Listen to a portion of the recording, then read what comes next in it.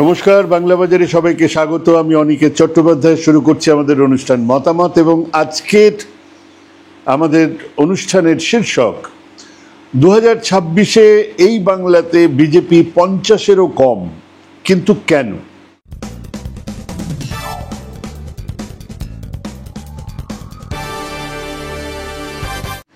এবারের তৃণমূল ছাত্র পরিষদের প্রতিষ্ঠা দিবসের জমায়েত, স্লোগান, মিছিল সবকিছু বলে দিচ্ছে যে দিচ্ছিল যে এটা অন্য বছরের মতন কেবল একটা গতানুগতিক রাজনৈতিক আয়োজন নয়, এটা 2026-এর বিধানসভা নির্বাচনের খুঁটি পুজো বা বলা যায় আগমনী বার্তা।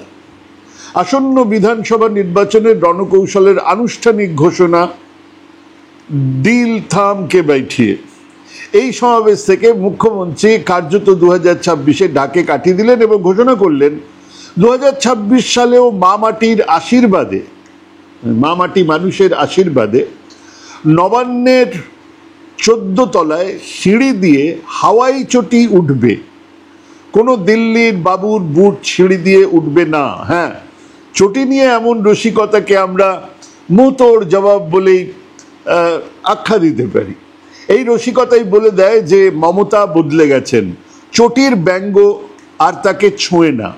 কিন্তু এই মেসেজটা প্রতীকী, যা স্পষ্ট বলে দেয় যে আগামী নির্বাচন কেবল দুটো রাজনৈতিক দলের মধ্যে ক্ষমতার লড়াই নয়, বরং ভূমিপুত্র বনাম বহিরাগত, বাংলার স্বাভিমান বনাম দিল্লির হস্তক্ষেপ, এক আইডিয়াল লড়াই। আমি আদর্শ বা দর্শনের লড়াই বলছি না। সেই অর্থে ব্রাত্য বসু যাকে মমতাবাদ বলে থাকেন, তা হলো কিছু ছেঁড়া ছেঁড়া চিন্তাভাবনা যা ক্রমশ একটা নয়, বেশ কিছু ন্যারেটিভ, আলাদা আলাদা ন্যারেটিভ তৈরি করছে। সেই ন্যারেটিভগুলোই আগামী কুরুক্ষেত্রের ব্রহ্মাস্ত্র।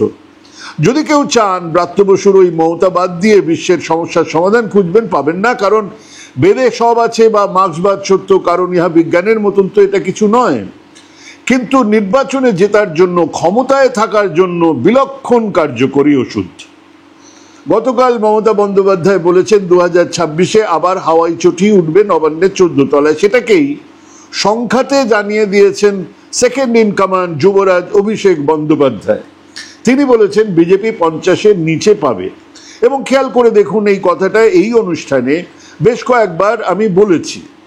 হ্যাঁ, বিজেপি 50 কেন, তার অনেকটা তলাতেই চলে যেতে পারে। এবং সেই তথ্য, সেই খবর বিজেপির ওপর মহলের কাছেও আছে বলেই তারা প্রস্তুতি নিচ্ছেন।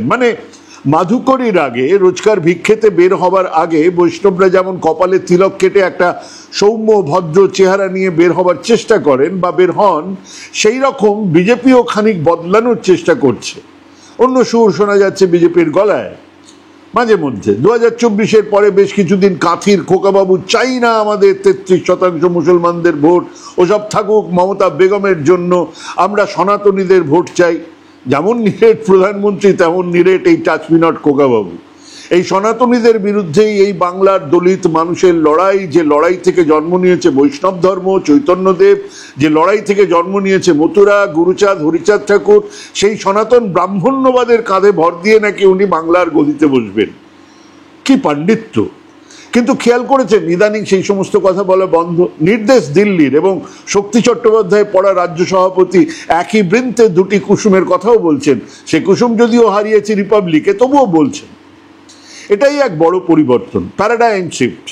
কিন্তু এই পরিবর্তনের তো দরকার ছিল না যদি বিজেপির ওপর মহল বুঝতে পারত যে এই মেরুকরণেই, এই তীব্র মুসলমান ঘৃণা ছড়িয়েই মসনদ দখল করা যাবে। অন্যদিকে তাকিয়ে দেখুন না, পরিবর্তন হয়েছে কি যোগীজির কথায়? না, তিনি এখনো সেই একই বিষ ঢেলেই চলেছেন, বরং আরো বেশি করে ঢালছেন। কারণ সেখানে সেই বিষটা কাজ করছে। হিমন্ত বিশ্ব শর্মা দিনে দিনে আরো বিষাক্ত হয়ে উঠছেন, কারণ সেই বিষ কাজ করছে। কিন্তু এখানে সেই বিষ কাজ করছে না বলেই বাংলা বিজেপিতে কিছু পরিবর্তন দেখা যাচ্ছে।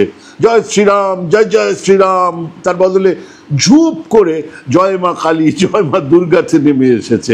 কদিন পরে জয় বাংলাও বলতে পারেন শ্রমিক ভট্টাচার্য, তার ব্যাখ্যাও খুঁজে আনতে পারেন জীবনানন্দের কবিতার থেকে।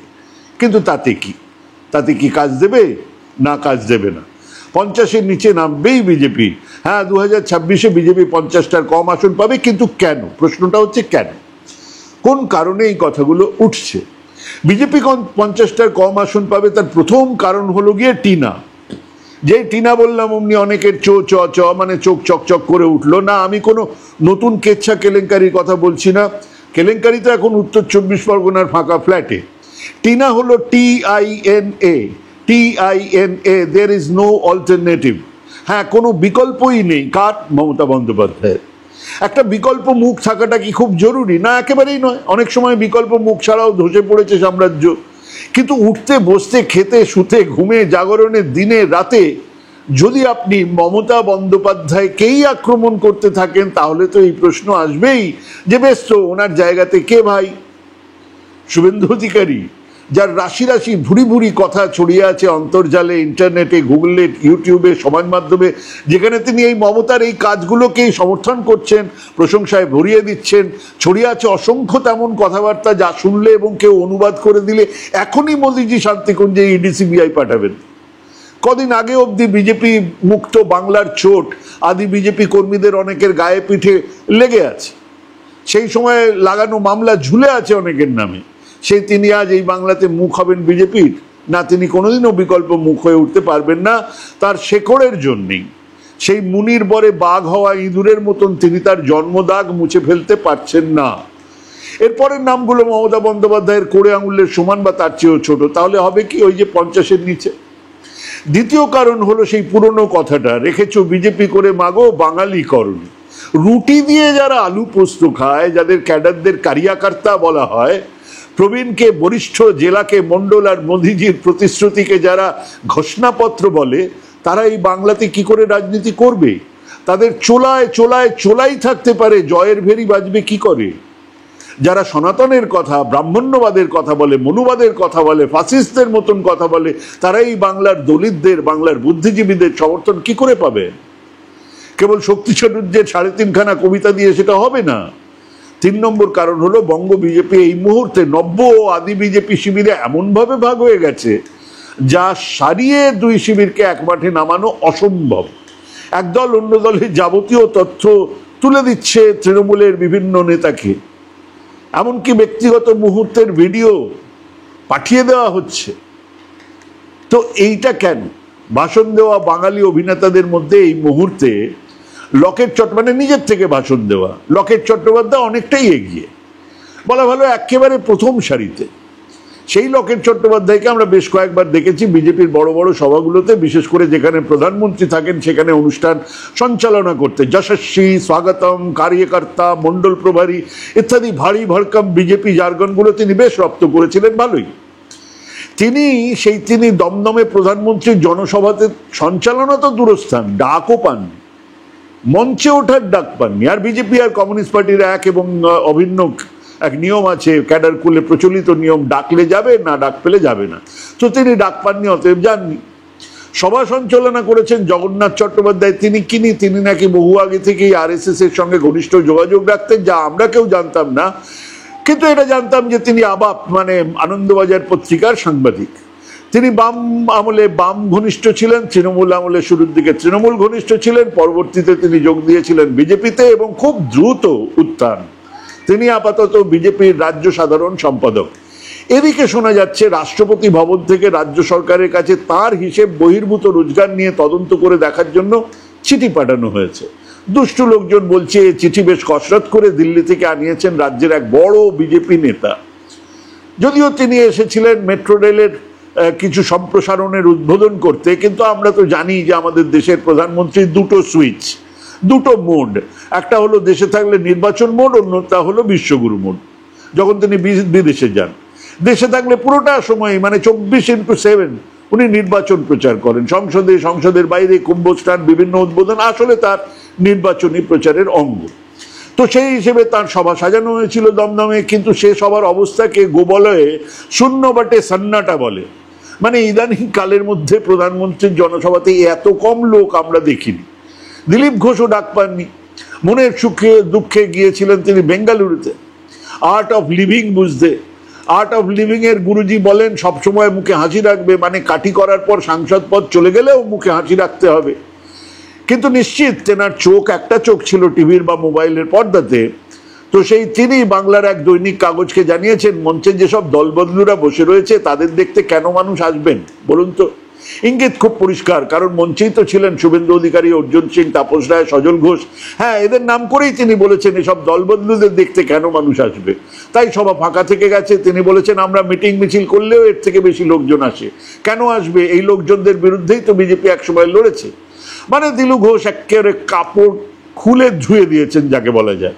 কিন্তু মঞ্চে তো ছিলেন শ্রমিক ভট্টাচার্য, শক্তি চট্টোপাধ্যায়ের কবিতা মুখস্থ ওনার, সম্ভবত সেই সাহিত্য চর্চায় ব্যস্ত ছিলেন বলেই কারা মঞ্চে থাকবেন প্রধানমন্ত্রীর এই জনসভাতে সেটার খোঁজ নিতে পারেননি।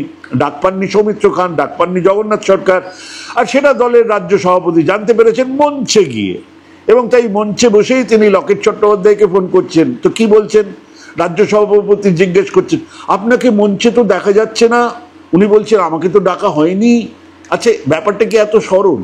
মানে এসব শিশু ভোলানাথের পাঠ কাকে পড়াচ্ছেন? রাজ্যের সভাপতি জানেন না প্রধানমন্ত্রীর সঙ্গে মঞ্চে কে কে থাকবে? যদি না জানেন সত্যি, তাহলে তো সাংঘাতিক ব্যাপার।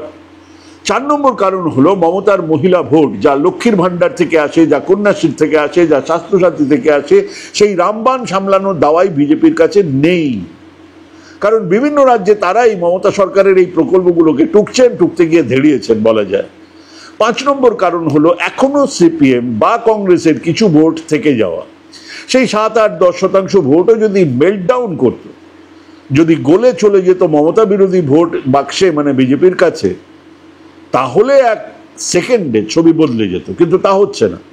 আর সেটা যেন না হয় তার জন্য তৃণমূল নেত্রীর একটা চোখ কিন্তু সদা সতর্ক থাকে। কিছুদিন পর পর অন্তত সমাজ মাধ্যমে ওই 5, 7, 8% ভোটারদের কাছে সিপিএমকে রেলেভেন্ট করে রাখার ব্যবস্থা হয়। ওনারা নবান্ন অভিযান করেন, মীনাক্ষী সৃজনরা রাস্তায় নামেন, কমেছে ওনাদের ভোট গেছে বিজেপির বাক্সে। সম্ভবত 2024-এর পরে সেই ভোট আবার ঘরমুখও হবে, কিন্তু যা আছে তা অন্যদিকে আর যাবে না। এবং আছেন বিজেপি বিরোধী, সিপিএম নয়, কংগ্রেস নয়, এমন এক বিরাট বাম উদার গণতান্ত্রিক সমাজ যারা লেসার এভিলকে জেনে শুনেই ভোট দেবেন। আর শেষ অঙ্কটা হলো পারসেপশন, ধারণা। হেরো পার্টি হারে, জিতবে বা জিততে পারে যে দল, সেই দল আশার বাইরে 2-4টে আসন বেশি পায়। খানিকটা জো জিতা বহি সিকান্দার গোছের মতন ব্যাপার, তো জিতবেই তৃণমূল। খামোকা উল্টো দিকে নাও বে লাভ কি, এটা হচ্ছে ধারণা। আমাদের রাজ্যে একেবারে দলীয় রাজনীতি আর পেটের গভীর সম্পর্ক তৈরি করেছিল সিপিএম না হলে নাপিতের কাছে চুল কাটতেও আসতো না লোকজন, লাল ঝান্ডা না তুললে অটো চালানো যেত না। কদিন আগেই রাজ্যটা এখন সেই মডেলেই চলছে, কেবল ঝান্ডা আর দল আর নেতারা পাল্টে গেছে। মানে নেতাদের হাতে ঝান্ডা পাল্টে গেছে, এই কাজে খামোকা যারা জিতবে তাদের সঙ্গে থাকাটাই বুদ্ধিমানের কাজ। এটা আম জনতার লজিক। এই লজিক ভাঙার জন্য আরো বড় আবেগ দরকার, আরো বড় ইস্যু দরকার, না সেসব মাটিতে নেই। এই যে জিতবে তাই জেতাওয়ের বহু যুক্তি বহু লোকের মাথাতে কাজ করে, যে যুক্তিতে ভেসেছিল মানুষ 2019-এ জিতবেই বিজেপি, আর সেই ধারণাই সেবার 18খানা আসন এনে দিয়েছিল।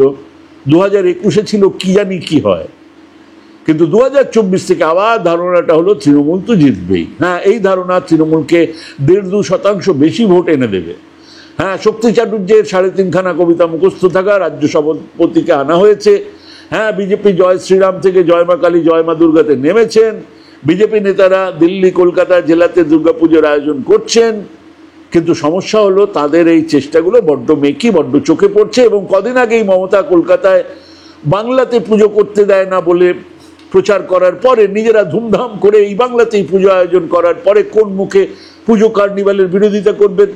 যদিও সেই কার্নিভালের সামনে পুরো আলোটা শুষে নেবেন তৃণমূল নেত্রী।